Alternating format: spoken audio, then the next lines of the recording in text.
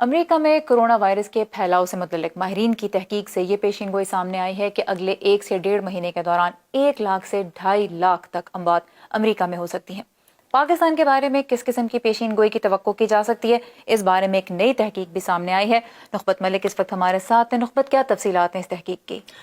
جی سارا، جس تحقیق کی ہم بات کر رہے ہیں، سب سے پہلے میں یہ بتاتی چلوں کہ یہ سائنسی طب کے شعبے سے جو ہے یہ تحقیق نہیں ہے۔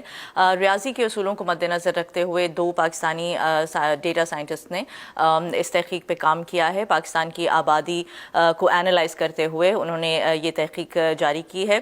جہاں تک اس کی اہمیت کی بات ہے، اس تحقیق سے جو ہے رسک اسیسمنٹ کا اندازہ لگانا وہ بہت آسان ہو جاتا ہے۔ دنیا بھر میں جو طبی ماہرین ہیں وہ بھی اس تحقیق کے اس ماڈل کو استعمال کرتے ہیں، اور اس تحقیق سے جو نتائج اخذ کیے گئے ہیں ان کے مطابق اگر پاکستان میں جو ہے اس وبا کو فوری طور پہ کنٹین کرنے کے لیے جو اقدامات ہیں وہ نہ کیے گئے تو آئندہ 1.5 مہینے میں پاکستان کی جو 14% آبادی ہے یا 3 کروڑ افراد ہیں وہ اس سے متاثر ہو سکتے ہیں۔ آئیے دیکھتے ہیں اس پہ ایک رپورٹ۔ SEIR سائنسی تحقیق کا ایک ایسا ماڈل ہے جو وبا کے پھیلنے کی صورت میں متاثرہ علاقے کی آبادی کو 4 حصوں میں تقسیم کرتا ہے، یعنی سسیپٹیبل، ایکسپوزڈ، انفیکشیس، ریکورڈ، اور اس بات کا اندازہ لگاتا ہے کہ ایک مقررہ وقت میں کتنی آبادی اس وبا سے متاثر ہو سکتی ہے۔ جی، یہ ماڈل جو ہے بیسکلی تیار کیا تھا ایپیڈیمیولوجسٹ نے اور میڈیکل پروفیشن کے جو ایک سینئر ایکسپرٹس ہوتے ہیں۔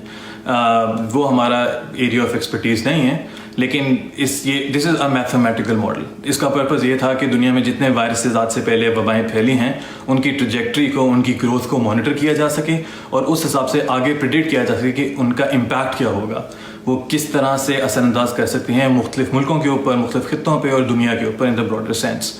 تو ہم نے انہی کے ماڈل کو اپنایا، لیکن اس کو ہم نے کسٹمائز کر لیا پاکستان کے حساب سے۔ اس کے لیے ہم نے بیسکلی ماڈل میں 4 کی ویریبلس ہیں جو ہم نے اکاؤنٹ فور کیے ہیں۔ سب سے پہلے ایک چیز ہوتی ہے انکیوبیشن پیریڈ، ہم نے وہ لیے، ایک ہم نے لیے انفیکشس پیریڈ اور R0 لیے، اور اوبویسلی پاپولیشن اور پاپولیشن ڈینسٹی۔ تو R0 بیسکلی بہت ہی امپورٹنٹ اس کا ایک فیکٹر ہے، کیونکہ R0 سے ہمیں یہ پتہ چلتا ہے کہ ایک بندے سے کتنے بندوں کو یہ ڈیزیز پھیلے گی۔ اس ریسرچ کے ساتھ زندگی میں بھی ایک دوسرے کے ساتھی نوریز رانا اور نمرہ حیات کی تیار کی گئی اس تحقیق کے مطابق پاکستان میں کووڈ-19 کی وبا کی فوری روک تھام نہ ہونے کی صورت میں آئندہ 1.5 مہینے میں ملک کی 14% سے زیادہ آبادی اس وائرس سے متاثر ہو سکتی ہے۔ مختلف ایزمپشنز کے اوپر بیس کر کے ہم نے NIH کا ڈیٹا لیا جو انہوں نے اکٹھا کیا ہے، اس حساب سے ہم نے اپنا ہائپوتھیسس ڈرائیو کیا کہ پاکستان کو پہلا ایکسپوجر کب ہو سکتا ہے۔ پہلا ایکسپوجر فروری میں تھا یا جنوری میں تھا۔ اس بیسس کے اوپر ہم نے اپنا یہ ماڈل ڈرائیو کرتے ہوئے ہم اس 3 کروڑ سے زائد کے فگر تک پہنچے، جو کہ انڈیکیٹ کرتا ہے کہ کتنے لوگوں کو چانس ہے اس ڈیزیز سے انفیکٹ ہونے کا۔ آبادی کے لحاظ سے پاکستان دنیا کا 6واں بڑا ملک ہے۔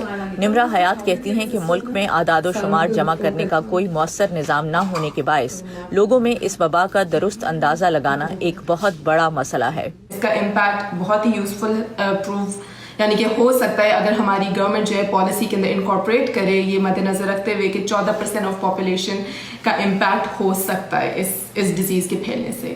اس تحقیق کو شائع کرنے کے بعد پاکستان سے انہیں ملنے والا رسپانس نوریز رانا کے مطابق تکلیف دہ ہے اور ملک میں اس وبا سے متعلق پھیلی مس انفارمیشن اور غلط تصورات کی عکاسی کرتا ہے۔ پاکستان میں ایک چیز کا پرسیپشن کہ ہم انولنریبل ہیں، کہ یہ جو ہے پاکستان میں اس کے وہ امپیکٹ نہیں ہوں گے جو کہ دوسرے ملکوں میں ہو رہے ہیں۔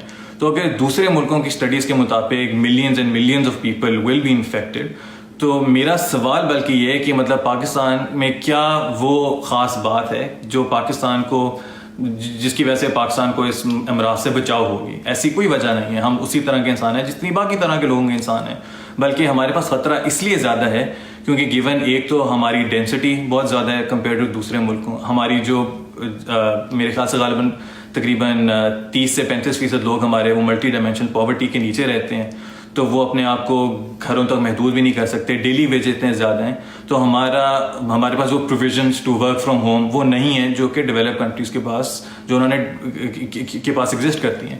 اس وجہ سے ہمارا جو خطرہ ہے وہ کہیں گنا زیادہ ہے کمپیئر ٹو دوسرے جو دنیا کے اس وقت ملک ہیں.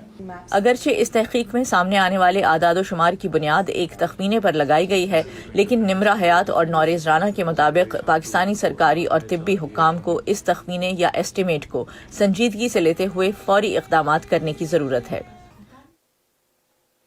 جو موجودہ اس وقت صورتحال جا رہی ہے اس میں ڈیٹا ڈریون تحقیق اس لحاظ سے بہت ضروری ہے کہ پھر اسی سے اندازہ لگایا جا سکتا ہے کہ کیا وسائل استعمال کرنے چاہیے، کہاں پہ استعمال کرنے چاہیے، کہاں پہ ضرورت سب سے زیادہ ہو سکتی ہے. تو ایسی تحقیق چاہے اس کے نتائج مختلف ماڈلز میں کچھ مختلف آئیں، بہرحال پلاننگ کے اعتبار سے بہت اہمیت رکھتی ہے. لیکن ایک سوال یہاں پہ نخبت میں آپ سے کرنا چاہوں گی، جنہوں نے تحقیق کی ہے ان کا کیا کہنا ہے؟ کیا یہ ورسٹ کیس سینیریو ہے، یعنی اگر کچھ نہ کیا جائے تو ہی ایسا ہوگا، یا کچھ اقدامات اٹھانے کے باوجود بھی ایسا ہو سکتا ہے؟ کیا یہ بیسٹ کیس سینیریو ہے؟ کیا کہتے ہیں وہ؟ جی سارا، تحقیق کاروں کے مطابق یہ جو اندازہ لگایا گیا ہے یہ پوری آبادی کے جو شرح ہے اس کو سامنے رکھتے ہوئے یہ نتائج نکالے گئے ہیں. لیکن ساتھ ہی ساتھ تحقیق کار یہ بھی کہتے ہیں کہ ہاں یہ ورسٹ کیس سینیریو ہے، لیکن اس وقت جو پالیسی پوری دنیا میں اپنائی جا رہی ہے جس کے مطابق سوشل آئسولیشن اور سوشل ڈسٹینسنگ کا کہا جا رہا ہے، اگر پاکستان میں بھی لوگ جو ہیں وہ اس کے اوپر پوری طرح سے عمل درآمد کرتے ہیں، لوگ واقعی ہی سماجی فاصلے کو اپناتے ہیں، تو اس جو یہ تحقیق ہے اس کے نتائج بدل بھی سکتے ہیں.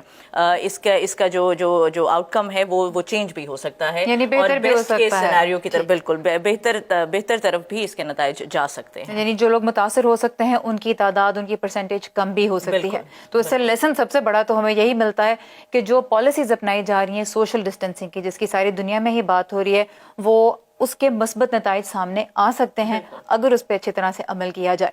تو کوشش یہی کرنی چاہیے کہ جس قسم کی پالیسیز پہ اس وقت ماہرین طب اور جو پلاننگ کے ماہرین ہیں وہ جن پالیسیز پہ عمل کرنے کی بات کریں ان پہ ضرور عمل کیا جائے. Alright, thank you so much.